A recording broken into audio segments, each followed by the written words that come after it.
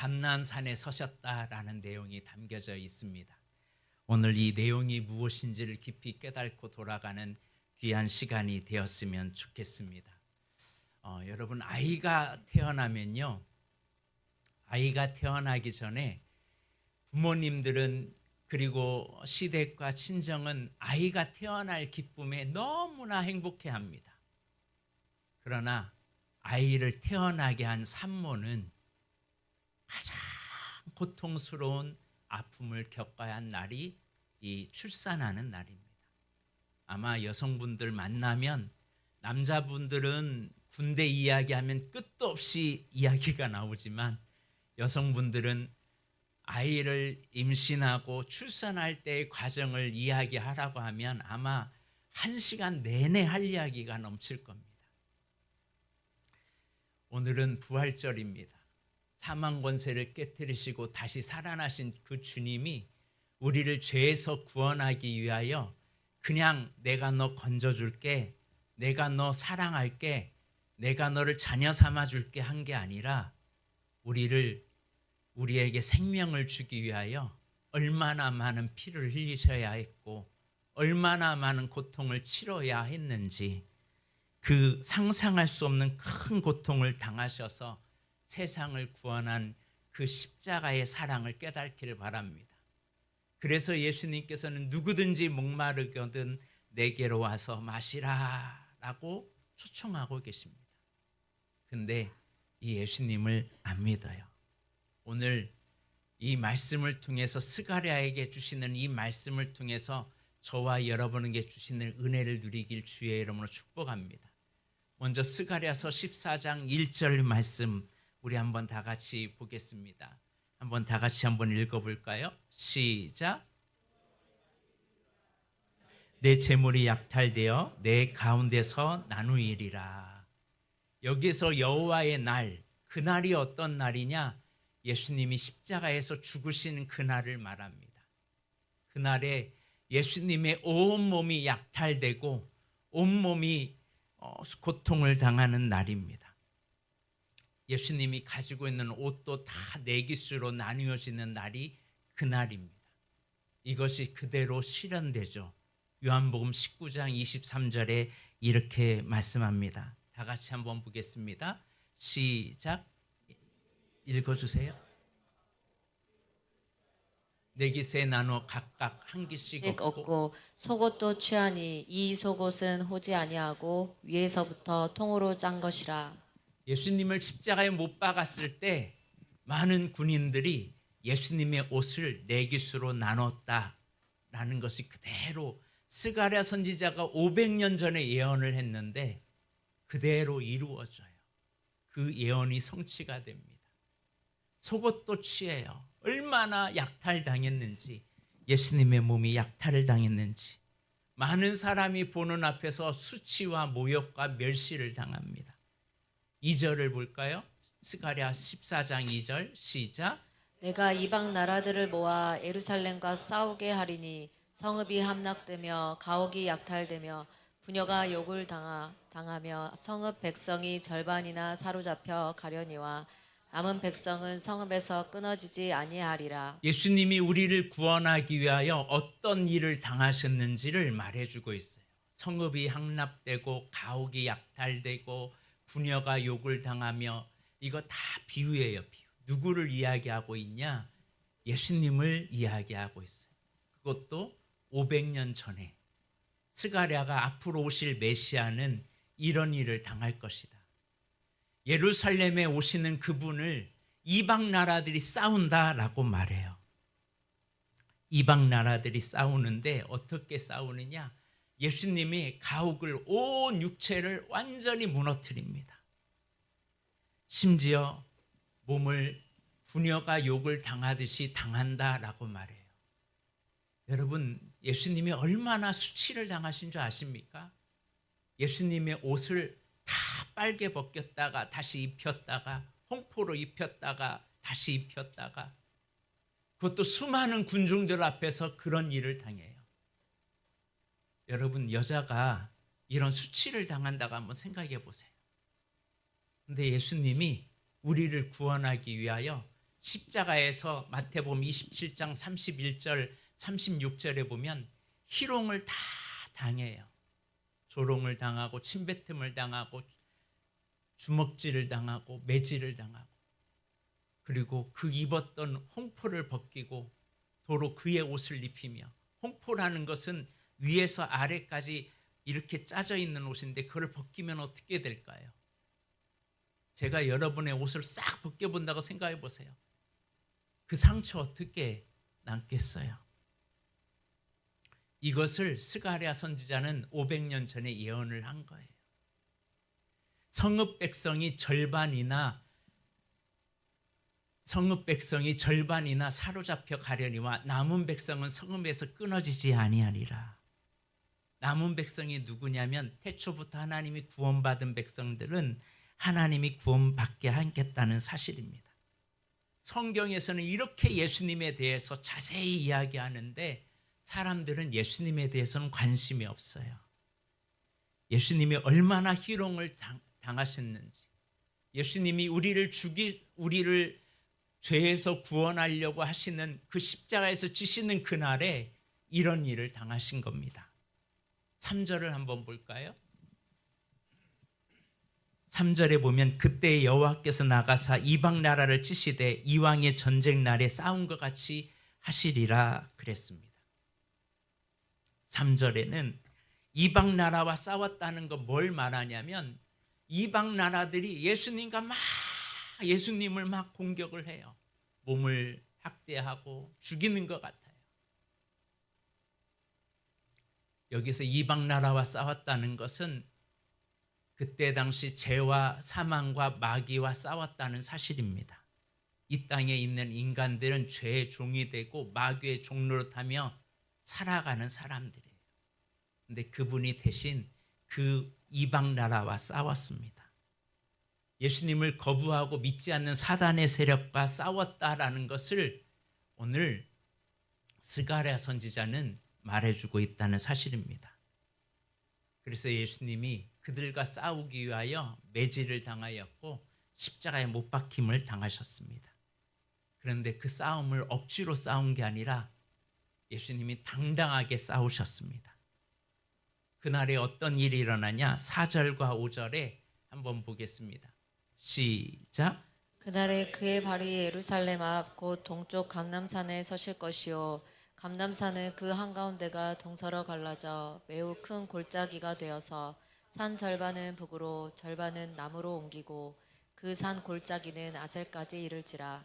너희가 그 산 골짜기로 도망하되 유다 왕 우시야 때에 지진을 피하여 도망하던 것 같이 하리라.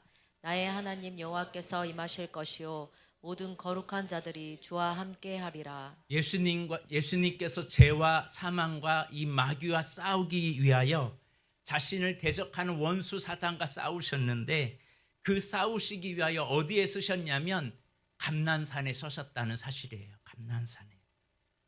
이 감람산에 서시는 딱 순간 예수님께서 십자가에 못 박히시고 죽으시는 그 순간 동과 서가 남과 북이 갈라지기 시작하는 겁니다. 한마디로 예수님으로 인하여 역사가 달라지기 시작해요. 예수님으로 인하여 우리의 인생의 역사가 달라질 줄로 믿습니다.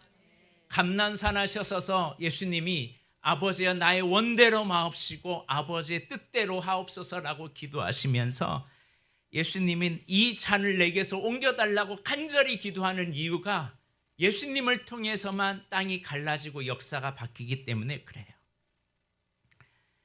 여러분, 죽으시는 순간에 이 감난산에서 이런 일이 일어났어요. 인류의 역사는 예수 그리스도로 말미암아 BC와 AD로 나누어집니다.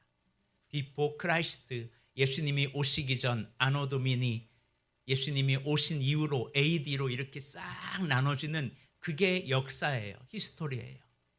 그의 이야기죠. 예수님으로 말미암아 죄가 의가 갈라지기 시작합니다. 예수님을 믿지 않는 죄인들, 그러나 예수님을 믿는 의인은 예수님의 의가 들어가서 의인으로 나누어지게 된다는 사실입니다. 예수님을 믿지 않는 자들은 영원한 지옥에 떨어져서 영벌에 처해지게 되지만 예수님을 믿는 자에게는 역사가 나누어져서 영생을 얻게 된다는 사실입니다. 사망과 생명이 갈라지는 역사, 그것이 이 감람산에서 일어난다는 사실이에요. 이때 예수님의 반응이 이 감람산에서 이루기 위해서 예수님의 반응이 뭐였냐? 마태복음 26장 30절에 보니까 감람산으로 가실 때 예수님이 찬미하고 가요. 내가 어떻게 죽을 거를 뻔히 알고 있으면서 저 이방 나라와 싸우면서 어떤 대가를 지불하는 걸 아는데도 주님은 찬미하고 계셨어요. 왜요? 우리를 구원하기 위하여. 눈앞에 죽음이 기다리고 있는데 이 땅에 있는 어떤 사람이 찬미할 수 있습니까? 근데 예수님은 죄인을 구원하러 오셨기 때문에 그 죄인을 구원하는 일이 너무나 감격스러워서 내 한 몸 바쳐서 영혼들을 구원하겠노라고 찬미하며 나아갔다는 사실입니다.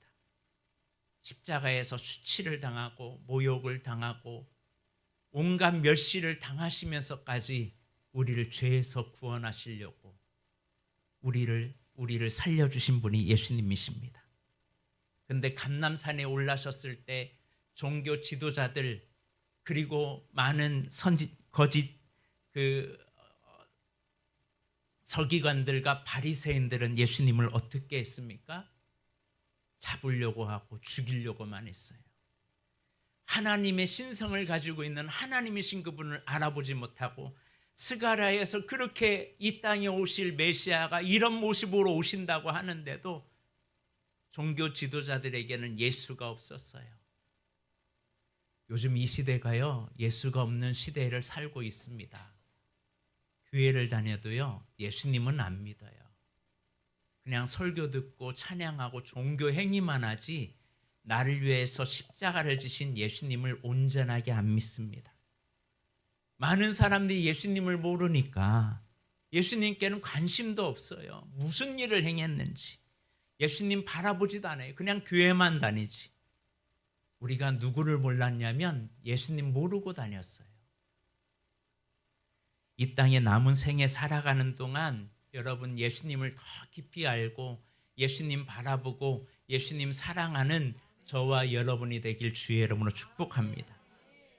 5절에 다시 한번 보면 그 산 골짜기는 아셀까지 이를지라 너희가 그 산 골짜기로 도망하되 유다 왕 우시야 때 지진을 피하여 도망한 것 같이 하리라. 감람산에 서실 때 어떤 일이 일어나냐? 동과 서, 남과 북이 막 일어나고 그때 예수님이 십자가에 못 박히시고 죽으실 때 지진이 일어난다는 거예요. 지진이. 그리고 예수님이 부활할 때도 지진이 일어났습니다. 골짜기가 세워지는 그날에 지진이 있을 때 이제부터 너희들은 누구에게 피하라? 예수님 앞에 달려가라. 피난처는 오직 유일한 은혜의 골짜기는 예수님밖에 없다. 그 예수님 앞으로 다 도망가라는 거예요. 예수님이 이 땅에 오셨을 때 우시아 때 지진이 일어났던 것처럼 얼마나 지진이 일어나면 두려움의 대상이고 불안의 대상입니까? 여러분 지진이 오늘 이곳에 일어나면 무서워요, 안 무서워요? 그때 누구를 찾아라고요? 예수님께로 나아가라고요. 그것이 마태복음 27장 51절에서 54절에 예수님이 십자가에 달려 감난산에 사셔서 십자가에 달려 있을 때 어떤 일이 일어났냐면 마지막 운명이 다가올 때 운명하셨을 때 성소휘장이 위에서부터 아래까지 쫙 찢어지기 시작하고 예수님이 돌아가실 때 땅이 진동하고 바위가 터지며 무덤들이 열리고 자동 성도들이 몸이 많이 일어나되 예수의 부활 후에 그들이 무덤에서 나와서 거룩한 성에 들어가 많은 사람에게 보이리라. 백부장과 및 함께 예수를 지키던 사람들이 지진과 그 일어난 일을 보고 심히 두려워하여 이는 누구다? 하나님의 아들이었도다. 예수님을 죽이고 나서 깨달은 게 뭐냐? 예수님이 우리의 죄를 위해서 죽으셨네.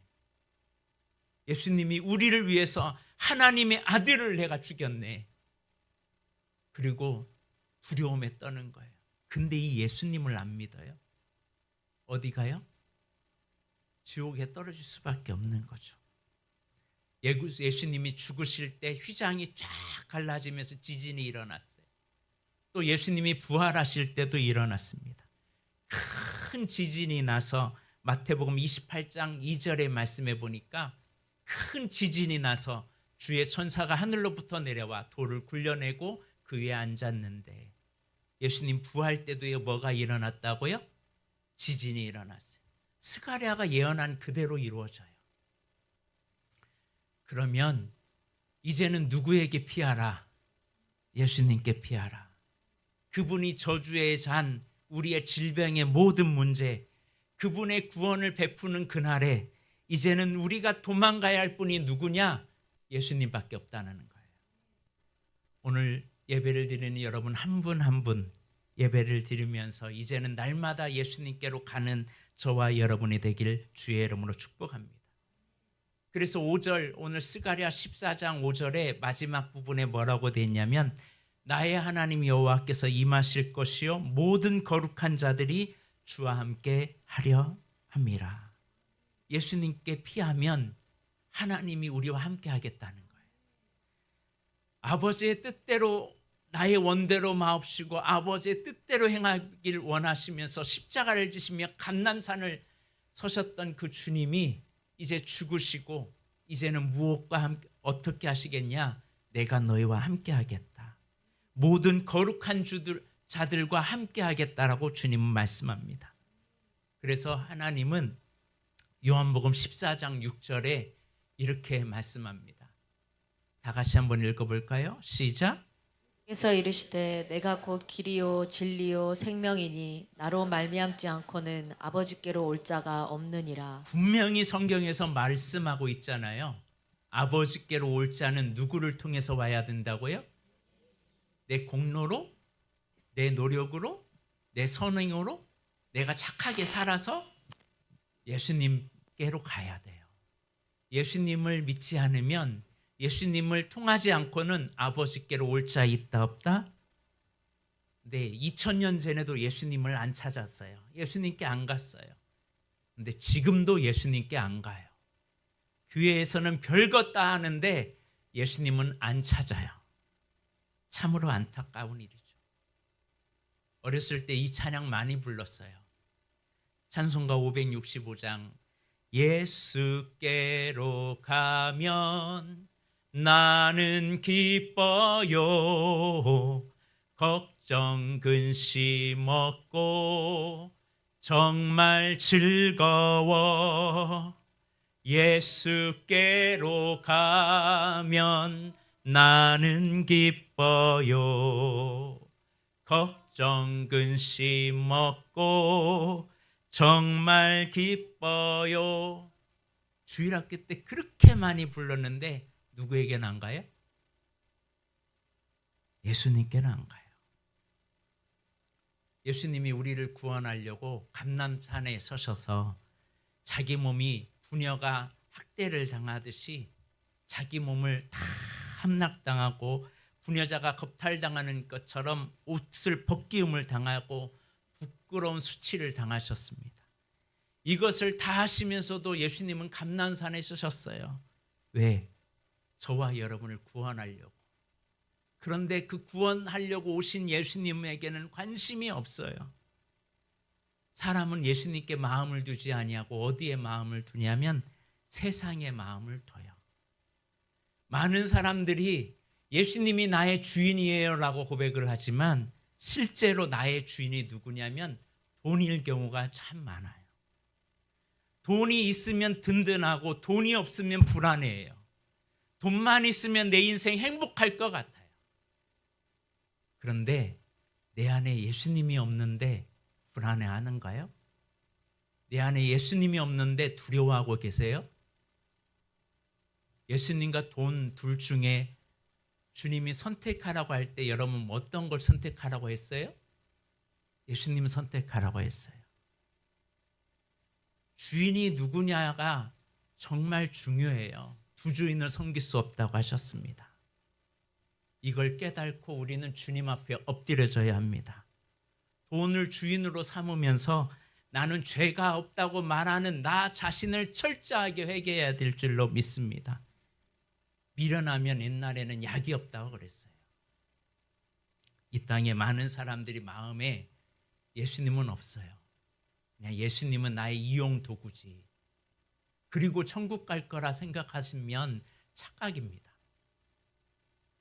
이런 시대에 예수님께서 찾아오셔서 곳간에 돈으로 채우는 게 아니라 예수로 채워지는 오늘 저와 여러분이 되길 주의 이름으로 축복합니다. 그래서 5절에 그분이 임하면 그분이 함께 하실 거라고. 그분이 누구예요? 온 우리의 창조주가 되시고 우리를 구원하기 위해 감난산에 서신 분이에요. 그분이 함께하면 대박난 거 아니에요? 여러분, 주님이 그냥 하나의 이상이나 아니면 현실이나 아니면 하나의 환상인 중에 한 분으로 여기십니까?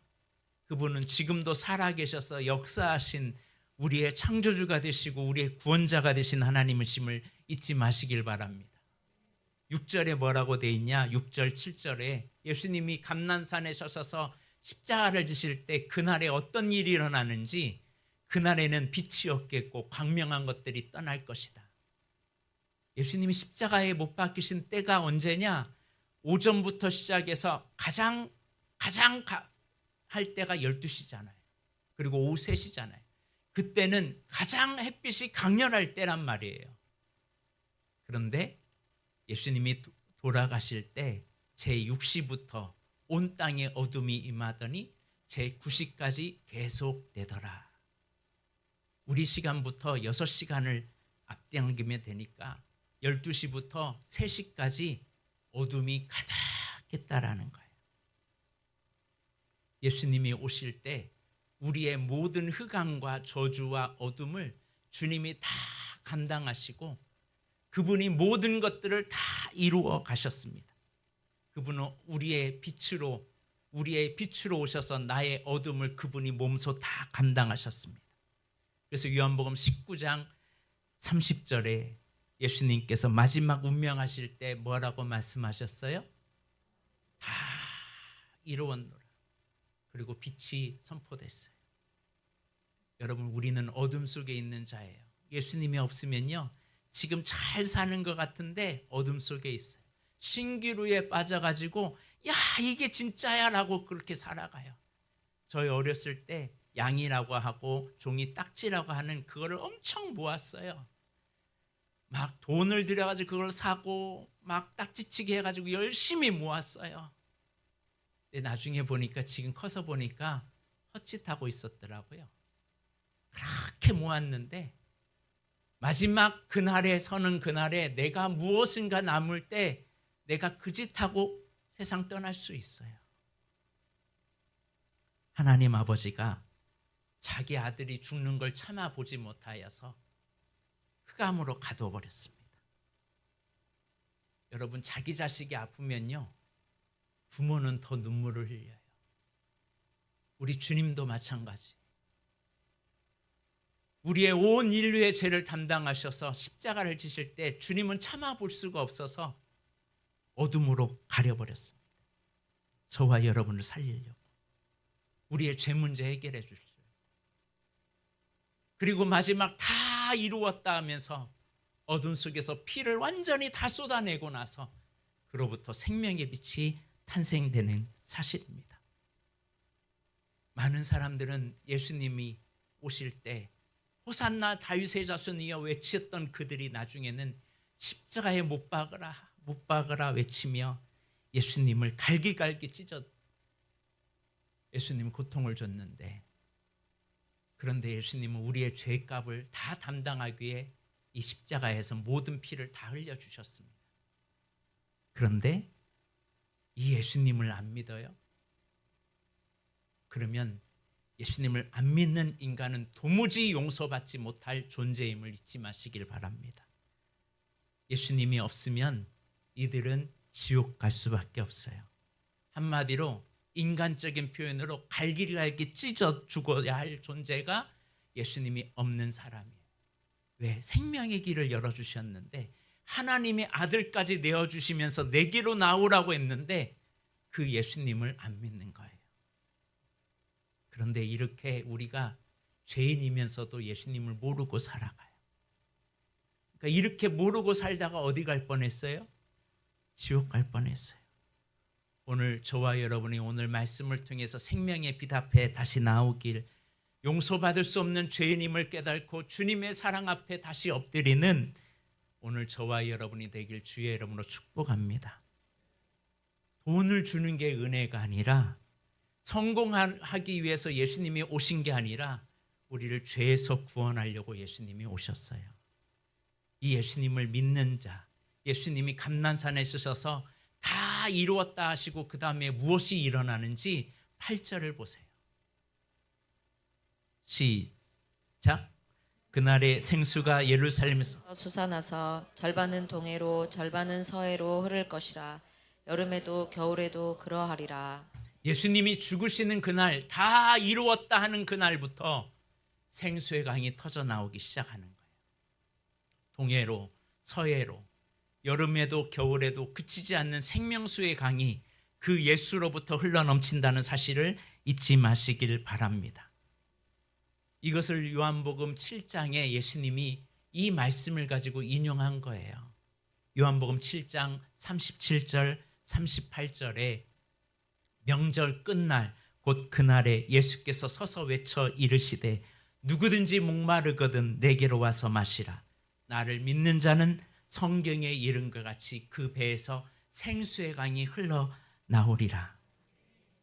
예수님에게 생수가, 생명의 근원이 예수님에게 있다는 사실을 잊지 마시길 바랍니다.